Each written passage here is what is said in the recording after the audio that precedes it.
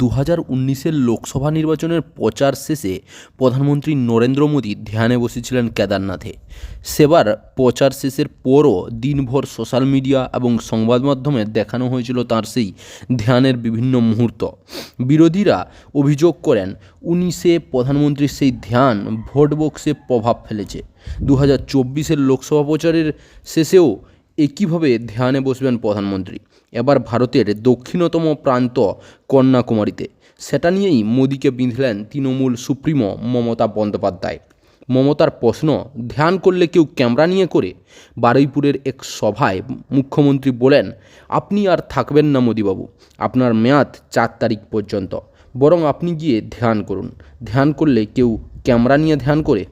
মমতার অভিযোগ, প্রধানমন্ত্রী এই ধ্যানের ব্যাপারটা পুরোটাই দেখনদারি।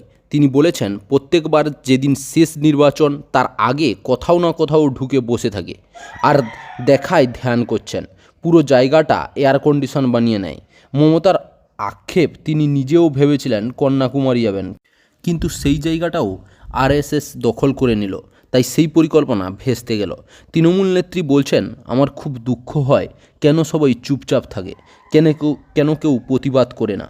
আমার খুব দুঃখ হয়, ওই জায়গাটা ঋষি অরবিন্দ তৈরি করেছিলেন, স্বামী বিবেকানন্দের খুব প্রিয় জায়গা ছিল, আরএসএস ওটা দখল করে নিল।